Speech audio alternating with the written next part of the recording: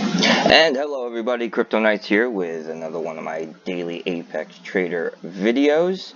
I hope everyone's had a good day of trading, even with the kind of sideways action that's been going on. If you like my videos, my content, please feel free to give it a thumbs up. Feel free to comment on anything I discuss about or whatever. And also, if you do like my videos and you want to know when I do push out another one, feel free to hit that subscribe button and don't forget to ring my bell and it will notify you when things happen. Also, don't forget, I am not your financial advisor, nor am I here to give you financial advice. This is just merely my take on the market, my opinion, my thoughts and how it's affecting my strategies and what I'm doing with it. So with that said, we're going to jump right into what the market's been doing today. So give this a quick refresh on CoinMarketCap, and we are up to 55.8%, which has gone up 0.2% since my retake, because this is my retake video. So Bitcoin's kind of gaining a bit more momentum over here. We are at a 12 billion volume for today, so it's still pretty low overall, but it's been kind of up from where it has been. And then our overall market cap is over 2 billion at 201, so we're still above that resistance point, but we'll see what happens from there. Going into Binance, take a quick look at Bitcoin. Oops, that's not Bitcoin. As we can see on the 4-hour chart here, Bitcoin's been pretty much sideways trading. We did have a little drop last night from the mid 6,500s down to the mid 6,400s, and then since then we've been fighting along that $6,500 line. So lots of sideways up and down trading along the same range. So we did lose steam on this little uphill climb from yesterday, and things are kind of in a consolidation mode. So something should happen again sometime within the next 4 or 5 days. We'll see what happens. I'm going to go over here. As we can see, kind of correlates with last night's drop. The US dollar, because I did talk about it in yesterday's video, has gone up, and as we look at here, that's when about the time we had that big drop. So there's definitely some sort of coordination here between the US dollar and Bitcoin, and I will continue just to throw that in there on these videos so you guys can see. And the other thing I wanted to show you guys, I meant to show you yesterday as well, but there we go, is we'll go into the Bitcoin shorts, and there's been some consolidation over here as well on the 4-hour chart. So this is where we're getting our resistance from as well. So it looks like the shorts are kind of consolidating. So definitely it's going to be an interesting battle when that time comes. And we'll pop over here to Ethereum, because I'm going to talk about Ethereum a little bit today. So we had that drop down, and then today, between yesterday and today, we did see some upward movement, and then as of right now, some more consolidation in Ethereum. For those of you trading in Ethereum pairs, just keep in mind that when Ethereum goes up, your pairs are going to go down, because it's going to take a while for them to catch up to the new price range of Ethereum. So you might want to keep an eye on this chart as you're trading throughout the day, and you start seeing Ethereum gaining momentum. You might want to turn your bots off and panic sell if needed to avoid getting deep into any bags, if that's your strategy.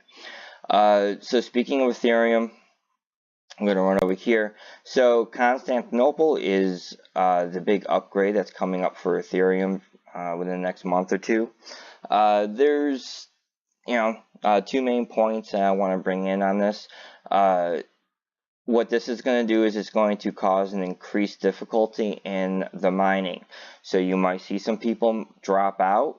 Supposedly, I read in another article, they are coming out with new ASICs for Ethereum. So you can upgrade from there, but we might see some miners drop out. But it is going to increase the difficulty of mining, which means that your transactions might take a little bit longer. We'll see, because the other aspect of that is this upgrade is supposed to increase the efficiency of Ethereum and the overall network and reduce fees. So on one end, the price might go down because of the mining difficulty, but again, it might go up due to an increase of interest in investors and retail investors. We'll see what happens. There's several arguments on both sides of the coin on what's going to happen with the altcoins that run on the EC20 network, and so right now we don't know how smooth the transition is going to be, what's going to happen. So right now I would say just keep an eye on the news, keep an eye on any updates concerning this, and make your own decisions from there on what you're going to do before this happens. And then the other thing interesting about Ethereum is we are getting Ethereum Futures. No official date yet, but there's definite talks about it. And, so it will definitely in one way or another affect the market. Basically what futures contracts are is a standardized exchange traded financial derivatives that provide an agreement between a buyer and a seller to buy or sell an asset at a predetermined price on a predefined date. So basically you have two people. One person says Ethereum is going to sell at this price, which is going to be a higher price, and it's going to happen on this date. So the other person says, okay, on this date Ethereum is going to be down to here, and whoever's closest wins the kiddie pool. So in this case, each future contract represents a specific amount of the underlying asset, and the futures can either be cash settled or come with a physical delivery, or in this case, it would be the transfer of Ethereum funds. So, some say that part of the bubble crash was due to Bitcoin futures that started in December. In a way, I have to disagree with that, because I think that bubble was going to happen. You can't go from $6,000 to $20,000 in 30 days and not expect it to come down. It's as simple as that. Did it maybe have a small hand in it? Sure, I'll give it that much. Has it been part of the bear market? Most definitely. But as you get more money flowing into the futures, there was article I read, it was a while ago, that said the futures market has increased by almost 80% since last January. So as you get more money flowing into it, you get more stability, and it doesn't affect the market as much. As the future contracts grow, they'll have less of an effect on the market. Same thing with shorts and longs. As more and more volume gets into it, it does help stabilize the market, and the more options that especially Main Street or Wall Street investors have, the more money that flows into it, the more volume you get, stabilization happens. All right, so moving on, we'll go into how I was doing with Apex Trader today. So this is, as I said, as I started, I'm working on my own strategy. Overall, it's not bad. The 60 losses. All right, so what happened was, let me switch over here real quick so I can show you guys on the chart. So when this drop happened, all right, I did not have my triggers set up correctly. So when it fell, it didn't pull out of the bull strategy. So I lost about almost 40 positions in a matter of minutes. All because I didn't double check. I thought I had it right, and I should have double checked, and I didn't. So I made a mistake, and I paid for it. So this is just, something I hope you guys can learn from when you are setting up triggers, whether it's your own strategy or you're using somebody else's like Bone Comma or Venom. Make sure, double, triple check that you have your triggers set correctly, because if you don't, you will get wrecked. So honestly, this number I feel should probably be in the high 20s or 30s. But the thing is, I'm really happy is overall, I have a second day in a row with over 100 wins, which is the goal of this bot is, to to really have a lot of wins going on. So when the disaster happened, I was at a negative 2% profit. I'm down to under 1%. So by the end of the day, I should break even. So I'm not going to complain there. Now, so I'm going to give this another 24 hours. I only did some minor changes to it today. So I'm going to give another 24 hours, see how it runs. Make sure that, everything's working the way it's supposed to. And then from there, I can, make any, fine-tune adjustments. Going over to my other bot where I am running Miggity Miners T3 Bag Buster. I had it in testing mode. I decided a little while ago to switch over to live trading. So what I did was I just hit panic sell to clear out the testing trades and put a little Bitcoin into here and see how it goes. Just to give you an idea though, in testing so before I hit the panic, it was like 29 wins for the day. There's still, the spot's still in testing, so they're still working out all the bugs. So I don't have an actual percentage to show you guys, but I think that this is a really good strategy. It's very, very conservative, which, I like it because it's the opposite of my strategy, and I like running two different strategies so they balance each other out. So even if one has a good day, one might have a bad day, or if they both have good days, but they work at different times. So yes, his strategy is very conservative. He's got a stop loss set at about 3%. The profit set at a 2% trailing stop loss. So when it hits 2%, it arms, and if it keeps going up, great. If it drops down to the stop loss, the trailing stop loss is set at 0.5%. So we can just scroll down here really quick. So this is so here's when I hit the panic sell. So good results for the day overall. 1.2, 1.8, almost 2% there. Had a 3%. So it's not as fast. You're not going to see 100 wins in one day. You'll see somewhere between probably like 15 and 30. But overall, very solid bot. I like it. We're going to do some live trading on it for the next couple days so we can get some really accurate numbers, and you guys can see how it performs going through here. I will leave the link for this again in the section below, so if you want to try it out or even just look at it, you can just click right over to it. Going from here, there was a question in yesterday's comments, and folks, I just want to remind you that if you do have a question or you're having difficulties, don't feel free to leave something in the comments, but you can also go over to the Discord channel, and it's right there, and all you have to do is click it in from the Apex Trader website, and it'll pop up another window for you, and just go right in.